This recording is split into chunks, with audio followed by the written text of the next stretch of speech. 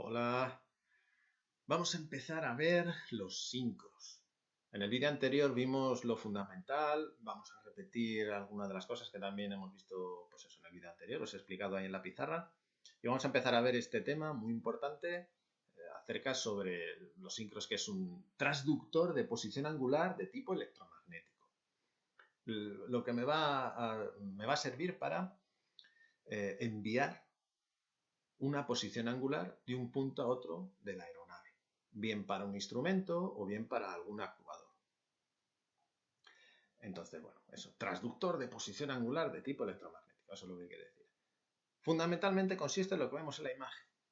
Consiste en un transformador en donde una de sus bobinas, ya sea la bobina de primario o la bobina de secundario, puede rotar en torno a un eje, o sea, está articulada en un eje.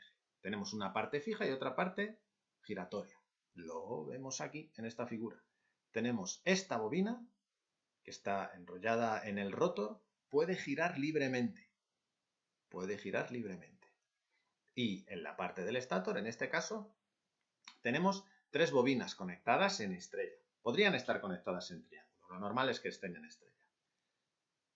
De tal manera que tenemos el rotor y tenemos el estator. Van a formar parte de un transformador, en donde unas veces el rotor será el primario del transformador y otras veces el estator será el secundario, y en otras ocasiones el estator será el primario y el rotor será el secundario. Estos transmisores receptores de par se denominan, según un nombre comercial, Selsing. Es muy importante relacionar estos transmisores que vamos a ver con el nombre de Selsing, porque muchas veces en la documentación vienen como tal. Y su funcionamiento se basa en lo que hemos visto en el vídeo anterior, en el fenómeno de inducción mutua. Si esta bobina, la bobina del rotor, es la bobina de primario, inducirá en las bobinas de secundario una tensión proporcional, mejor dicho, una tensión que depende de la posición relativa entre esta bobina y cada una de las otras tres. Con esta, que está alineada, forma un ángulo de 0 grados, la inducción será máxima, pero con estas otras forma un ángulo, en este caso de 60 grados con las dos, entonces la inducción será menor. Y si giramos un poco el rotor de tal manera que se pone perpendicular a una de ellas, no habrá inducción alguna en esa en la que se ha colocado perpendicularmente.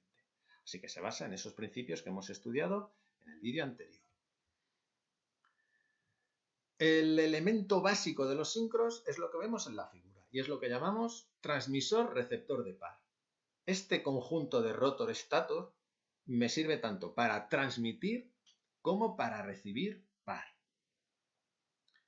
Lo vamos a ir viendo. Es, digamos, el ladrillo fundamental con el que vamos a construir los sincros. También veremos algún elemento más, pero este es la base, el ladrillo fundamental, que me sirve para construir tanto el transmisor como el receptor, como veremos. Y bueno, la bobina rotatoria, esta de aquí, será normalmente monofásica. También veremos un caso en el que va a ser trifásica. Pero normalmente, la mayoría de los casos va a ser monofásica. Como vemos aquí, una bobina y ya está. Una sola bobina, una sola fase. Pero en el estator vamos a tener habitualmente, sin no decir prácticamente siempre, tres bobinas. O sea, vamos a tener trifásica. Esas tres bobinas van a estar conectadas en estrella, como en este caso, y algunas veces nos las podemos encontrar en triángulo. Pero lo normal va a ser encontrarlas en estrella.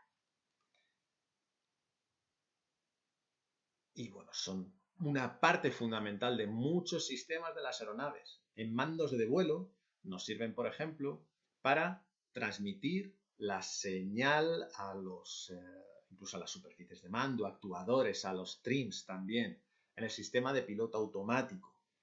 En navegación veremos un tipo de sincros que me sirven para convertir coordenadas cartesianas en polares, algo que es fundamental para la navegación, para convertir digamos, la navegación polar, que es la habitual que tenemos en las aeronaves, en la cartesiana que tenemos en los planos. O sea, es muy utilizado para transmitir información de par, de giro de un eje, de una parte a otra de un avión. ¿De acuerdo? Por ejemplo, el sensor del ángulo de ataque. El sensor del ángulo de ataque, en función del ángulo de ataque que tengamos, girará levemente, indicando ese ángulo. Bueno, pues ese giro en el sensor se puede transmitir mediante un sincro hasta el instrumento, que tendrá otro síncro, otro elemento de este estilo, otro transmisor-receptor, de tal manera que el giro que tenemos en la aleta del sensor del ángulo de ataque lo tengamos también en un instrumento en cabina.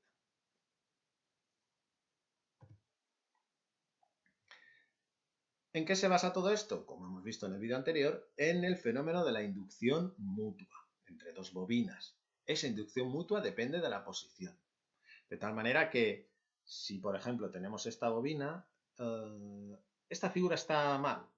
Corregid esto, no sé si en el libro lo tendréis igual, pero esta onda azul, o sea, esta onda más grande debería de venir aquí y esta onda roja debería de venir aquí, porque veis que esta es prácticamente perpendicular a esta.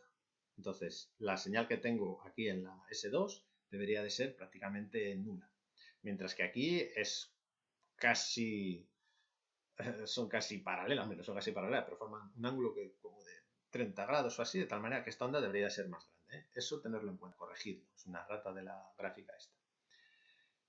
En definitiva, la tensión inducida en estas bobinas depende del ángulo que haya girado el rotor.